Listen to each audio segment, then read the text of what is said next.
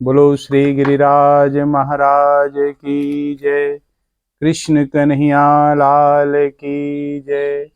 अखंड मंडलाकारं व्याप्तं येन चराचरं तत्पदं दर्शितं येन तस्मै श्री गुरुवे नमः। भक्ताविलासा चरितानुसारी दुग्धाधिचूरेण यशो विसारी कुमारिकानंदित घोषुनारी मम प्रभु श्री गिरिराजधारी। बोलो गिरिराज महाराज की जय। कृष्ण कन्हैया लाल की जय। हम आप सब नित्य श्रीमद् भगवत गीता भगवान की वाणी का सत्संग श्रवण कर रहे हैं। उसी क्रम में आज हम तृतीय अध्याय के 16वें श्लोक की सत्संग करेंगे। अब तक 15वें श्लोक तक का हम सत्संग कर चुके हैं। सृष्टि चक्र के अनुसार चलने अर्थात अपने कर्तव्य का पालन करने की जिम्मेदारी केवल मनुष्य पर ही है। अतः जो मनुष्य अपने कर्तव्य का पालन नहीं करता, अपनी मार्ग बताए हुए शास्त्रों के मार्ग पर नहीं चलता, उसको भगवान डांटते हैं, ताड़ना लगाते हैं। उसकी आगे के श्लोक में कहते हैं, क्योंकि मनुष्य से इतर सभी स्थावर जंगम जितने भी प्राणियों हैं, उनके द्वारा यज्ञ स्वतः होता है, परोपकार अपने आप होता रहता है, पर वे यज्ञ का अनुष्ठान बुद्धि पूर्वक नहीं कर सकते। बुद्धि पूर्वक यज्ञ का अनुष्ठान केवल और केवल सिर्फ मनुष्य ही कर सकता है, क्योंकि इसकी योग्यता और अधिकार मनुष्य के पास ही है। महाराज भगवान यहां कहते हैं कि एवं प्रवर्तितम चक्रम नानुवर्तयति स यः अघायुरिन्द्रियारामो मोघम पार्थ सा जीवतम। पार्थ, भगवान ने 9वें श्लोक के प्रारंभ किए हुए प्रकरण का उपसंहार करते हुए भगवान यहां अर्जुन के लिए पार्थ शब्द का प्रयोग करते हैं। कहते हैं कि तुम उसी प्रथा मतलब कुंती के पुत्र हो, जिसने सारे जीवन कष्ट सह करके भी अपने कर्तव्य का पालन किया, कर्तव्य से च्युत नहीं हुई वो। अतः तुम्हारे से भी अपने कर्तव्य पालन करने की पूरी उम्मीद की जाती है। तुम्हें भी अपने कर्तव्य पालन की अवहेलना नहीं करनी चाहिए, तुम्हें कर्तव्य का पालन करना चाहिए, क्योंकि तुम ऐसी माता के पुत्र हो। महाराज जिस युद्ध को तू घोर कर्म कह रहा है अर्जुन, वह तेरे लिए घोर कर्म नहीं है, प्रत्युत यज्ञ है, तेरा कर्तव्य है, क्योंकि तू क्षत्रिय है। और इसका पालन ही सृष्टि चक्र के अनुसार बरतना है। अपने कर्तव्य का पालन करना, सृष्टि चक्र के साथ अनुसार बर्ताव करना है, और इसका पालन ना करना सृष्टि चक्र के अनुसार ना बरतना कहा गया है।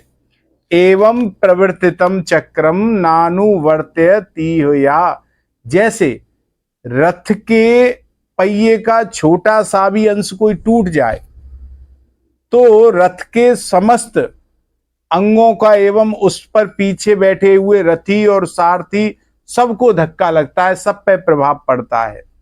ऐसे ही जो मनुष्य 14वें और 15वें श्लोक में कल यही बताया है, जो मनुष्य सृष्टि चक्र के अनुसार नहीं चलता, अपने कर्तव्य का पालन नहीं करता, वह समष्टि सृष्टि के संचालन में बाधा पहुंचाता है, उसमें बाधा डालने वाला होता है। संसार और व्यक्ति दो विजातीय वस्तु नहीं है ये। जैसे शरीर का अंगों के साथ और अंगों का शरीर के साथ घनिष्ठ और शारीरिक का संबंध है दोनों का एक दूसरे के साथ में, ऐसे ही संसार का व्यक्ति के साथ और व्यक्ति का संसार के साथ संबंध है, घनिष्ठ संबंध है। जब व्यक्ति कामना, ममता, आसक्ति और अहमता का त्याग करके अपने कर्तव्य कर्म का पालन करता है, तब उससे संपूर्ण सृष्टि का स्वतः सुख होता है। वह अपने आप संपूर्ण सृष्टि को सुख पहुंचाता है। इंद्रियाराम, जो मनुष्य कामना, ममता, आसक्ति आदि से युक्त होकर इंद्रियों के द्वारा भोग भोगता है, उसे यहां भोगों में रमण करने वाला कहा गया है। ऐसा मनुष्य पशु से भी नीच माना गया है, क्योंकि पशु जो हैं नए पाप नहीं करते, वह तो पुराने जन्मों में किए हुए पापों का ही फल भोगते हैं। उनके द्वारा नया पाप नहीं उगता, प्रत्युत पहले किए गए पापों का ही फल भोगकर वह धीरे धीरे निर्मलता को प्राप्त हो जाते हैं पशु पक्षी। परंतु इंद्रियाराम मनुष्य नए नए पाप करके पापों की ओर जाता रहता है और साथ ही साथ सृष्टि चक्र में बाधा उत्पन्न करके संपूर्ण सृष्टि को, संसार को दुख पहुंचाने का काम मनुष्य ही करता है। हमारे अघायु, सृष्टि चक्र के अनुसार ना चलने वाले मनुष्य की आयु, उसका जीवन केवल पाप में है और पाप के लिए ही है। कारण कि इंद्रियों के द्वारा भोग बुद्धि से भोग भोगने वाला मनुष्य हिंसा रूप पाप से बच ही नहीं सकता। वो पाप में, हिंसा रूप पाप में जाता ही जाता है। स्वार्थी, अभिमानी और भोग तथा संग्रह को चाहने वाले मनुष्य के द्वारा दूसरों का अहित होता ही है। वो अहित ही करता है, हित नहीं करता दूसरों का। अतः ऐसे मनुष्य का जीवन पाप में होना ही है, होता ही है। गोस्वामी तुलसीदास जी ने भी यही कहा है अपनी रामायण में, पर द्रोह पर दार रत, पर धन पर अपवाद, ते नर पावर पाप में देह धरे मनुजाद। महाराज आगे कहते हैं श्लोक में, मोघम पार्थ सा जीवता, अपने कर्तव्य का पालन ना करने वाला ये मनुष्य की सभ्य भाषा में निंदा और ताड़ना करते हुए कहते हैं भगवान कि ऐसा मनुष्य संसार में व्यर्थ ही जीवित है।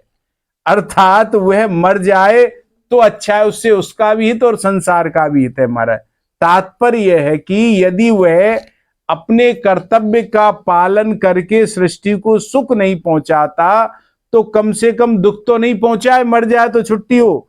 और जैसे भगवान श्री रामचंद्र जी वनवास में गए और अयोध्यावासी चित्रकूट उनसे मिलने को आए, तो वहां कोल, भील, किरात जो है आदि जंगली लोग थे, उन्होंने कहा, उन्होंने अयोध्यावासियों को कि हम तुम्हारे वस्त्र और बर्तन लूट नहीं रहे, तो ये हम तुम्हारी सेवा ही कर रहे हैं।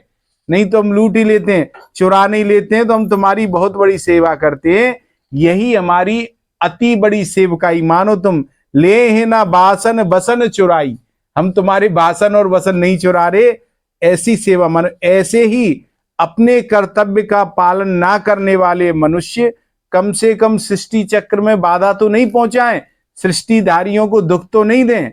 सृष्टि चक्र के अनुसार ना चलने वाले मनुष्य के लिए भगवान ने पहले स्तेन सा एव सा, वह चोर ही है, और अब भुंजते ते त्वघम, ये तो पाप को ही खाते हैं, ऐसा कहा है, जो अपने कर्तव्य का पालन नहीं करते, इस प्रकार कहा। और अब इस श्लोक में भगवान अघायुर इंद्रियाराम कहते हैं कि वह पापायु और इंद्रियाराम है, ऐसा कहकर उसके जीने को ही भगवान ने व्यर्थ बता दिया है।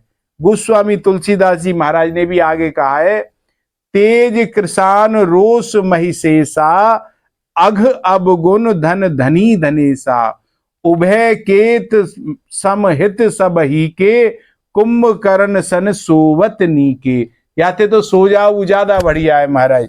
जैसे कुंभकर्ण सो जाता था, सो के ही वो हित करता था। 9वें श्लोक से लेकर यहां तक जो वर्णन आया है उसका तात्पर्य है कि निस्वार्थ भाव से दूसरों की सेवा करना ही कर्तव्य का पालन करना है। आज के सत्संग को यहीं विराम देते हैं। 2 मिनट नाम संकीर्तन फिर विश्राम। राधे राधे गोविंद, गोविंद राधे राधे राधे गोविंद गोविंद राधे राधे राधे गोविंद गोविंद राधे राधे राधे गोविंद गोविंद राधे राधे राधे गोविंद गोविंद राधे। बोलो कन्हैया लाल की जय।